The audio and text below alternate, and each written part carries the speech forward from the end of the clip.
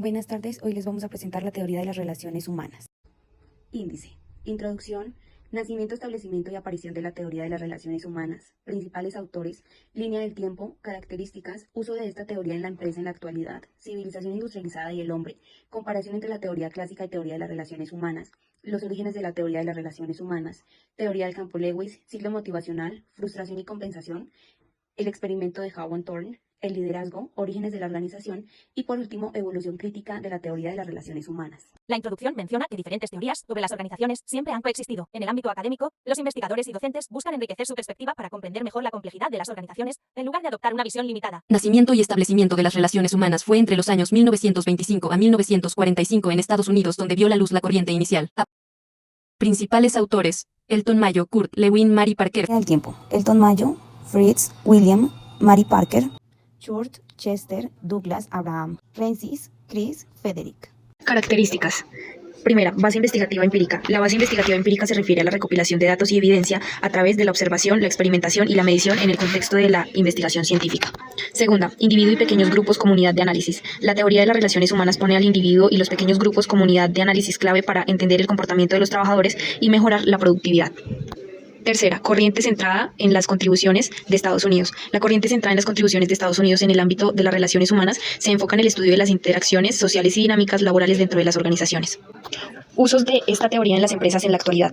La teoría de las relaciones humanas sigue siendo relevante en la actualidad y se utiliza en varias formas en la empresa para mejorar el rendimiento y el bienestar de los empleados. Algunos de los usos más comunes de esta teoría en las empresas incluyen fomentar un ambiente de trabajo positivo, incentivar la colaboración y participación, reconocimiento de los empleados, cultura organizacional centrada en el bienestar, desarrollo de liderazgo efectivo, gestión de recursos humanos holística, análisis en la dinámica grupal, evaluación de las necesidades emocionales, desarrollo de grupos informales, mejora de la comunidad.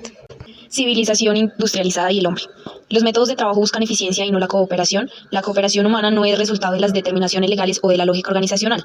Mayo define los siguientes puntos de vista. Primero, el trabajo es una actividad típica grupal. Segundo, el operario no reacciona como individuo aislado, sino como grupo social. Tercero, la tarea básica de la administración es formar una élite capaz de comprender y comunicar. Cuarto, pasamos de una sociedad estable a una adaptable, pero descuidamos la capacidad social. Quinto, el ser humano está motivado por la necesidad de estar junto o de ser reconocido. 6. La civilización industrial trae como consecuencia la desintegración de los grupos. Comparación entre la teoría clásica y teoría de las relaciones humanas. Si bien sabemos, la teoría clásica se enfoca en la estructura organizativa, la jerarquía de mando, la división del trabajo y la eficiencia de la producción, mientras que la teoría de las relaciones humanas pone énfasis en el factor humano dentro de las organizaciones, destacando la importancia de las relaciones interpersonales, la motivación del personal y el impacto de los aspectos psicológicos en el desempeño laboral. Los orígenes de la teoría de las relaciones humanas se remontan a la influencia de las ideas pragmáticas y de la iniciativa individualista de Estados Unidos, cuna de la democracia en la práctica. De esta teoría, que surgió en el experimento de Hawthorne, marca a lo largo de su duración el inicio de una nueva teoría cargada de valores humanistas de la administración, trasladando la preocupación por la tarea a la preocupación por las personas. Dentro de la orientación humanista, los investigadores se encuentran con la civilización industrializada, que hace que las personas se preocupen exclusivamente por su supervivencia financiera y por más eficiencia para obtener el lucro. De esta manera, todos los métodos van hacia la eficiencia y no hacia la cooperación humana, y mucho menos hacia objetivos humanos. Esto se debe a la necesidad de un tratamiento profiláctico y preventivo del conflicto industrial, el choque entre los objetivos de las organizaciones y los objetivos individuales de los colaboradores. Teoría del campo de Lewin. En la investigación sobre el comportamiento social, Kurt Lewin se refirió al importante papel que cumple la motivación para explicar la motivación del comportamiento.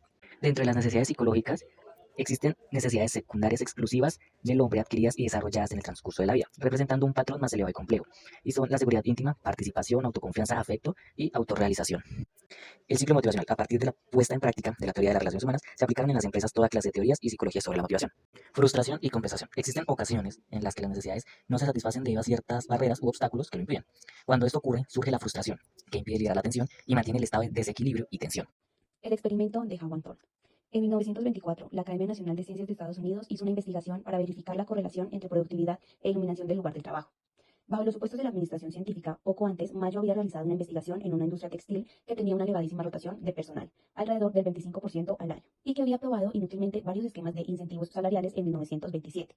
El Consejo Nacional de Investigaciones inició un experimento en la fábrica Howard Thorne de la Western Electric Company, ubicada en Chicago, para evaluar la correlación entre iluminación y eficiencia de los operarios. Medida a través de la producción, Elton Mayo coordinó el experimento y se amplió a estudio de la fatiga, de los accidentes en el trabajo, de la rotación de personal y del efecto de las condiciones de trabajo sobre la productividad del personal. Primera fase, división del periodo. Se seleccionan dos grupos de empleados que realizan exactamente la misma labor en condiciones idénticas. El grupo operaba con una intensidad variable de luz y el grupo B realizaba su trabajo con una iluminación constante. Los investigadores pretendían averiguar el efecto que producía la iluminación en el rendimiento, eficiencia y productividad de los trabajadores. Segunda fase, la sala de prueba. Comenzó tratando de asegurar la colaboración activa de los trabajadores. Se evidenció que los trabajadores individuales se transformaron en un grupo entregado al proyecto. Condiciones de trabajo se cambiaron una por una. La investigación con el grupo experimental se dividió en 12 periodos para observar la producción. La producción no aumentó y las empleadas se quejaron de que interrumpían el ritmo del trabajo. Tercera fase. Preocupados por la diferencia entre las actitudes del grupo experimental y el grupo de control, los investigadores se adaptaron del grupo objetivo inicial de verificar las condiciones físicas de trabajo y se interesaron por el estudio de las relaciones humanas en el trabajo. Observaron que en el grupo de control, las empleadas consideraban humillante la supervisión vigilante y controladora. Así, en 1928 inició el programa de entrevistas con los empleados para conocer sus actitudes y sentimientos, o sus opiniones respecto al trabajo y al trato que recibían, así como para oír sugerencias respecto al trato de los supervisores. En función de estos, se creó la División de Investigaciones Industriales para ampliar el programa de entrevistas y entrevistar anualmente a todos los empleados. Cuarta fase.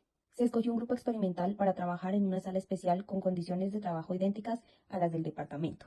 El sistema de pago estaba basado en la producción del trabajo. Había un salario por hora con base en factores y un salario mínimo de horario. En el caso de interrupción de la producción. El liderazgo. La teoría clásica no se preocupó por el liderazgo y sus implicaciones. Los autores clásicos que se refirieron al liderazgo de manera superficial no se interesaron mucho por estos temas. La teoría de las relaciones humanas comprobó la enorme influencia del liderazgo en el comportamiento de las personas. La teoría de las relaciones humanas confirmó la enorme influencia del liderazgo en el comportamiento humano. Primero, liderazgo como fenómeno de influencia interpersonal. Segundo, liderazgo como proceso de reducción de la incertidumbre de un grupo. Tercero, liderazgo como relación fundamental entre líder y subordinados. Cuarto, el liderazgo como proceso en función del líder, de los seguidores y de las variables de situación. De la organización informal. Los grupos informales están determinados por 4 factores. A. Los intereses comunes unen a las personas al estar junto a la mayor parte del tiempo en un lugar de trabajo. Identifican intereses comunes en política, deportes, actividades. B. El puesto de las personas en la empresa requiere contactos y relación con otras personas. C. Un cambio de persona en la empresa cambia la composición de los grupos sociales informales. B. Los periodos de descanso permiten que las personas interactúen, lo que define y fortalece sus vínculos sociales. Evaluación crítica de la teoría de las relaciones humanas. Desde 1939, cuando Roethlisberger y Dixon, 38, informaron del experimento de Howell. La teoría interpersonal comenzó a dominar la teoría de la gestión. A finales de la década de 1950, la teoría interpersonal colapsó y fue criticada hasta que sus conceptos fueron revisados y modificados. Entre las críticas de esta teoría se pueden destacar las siguientes: oposición cerrada a la teoría clásica y enfoque inadecuado de los problemas de las relaciones empresariales. Y así concluimos nuestra teoría de las relaciones humanas. Muchas gracias.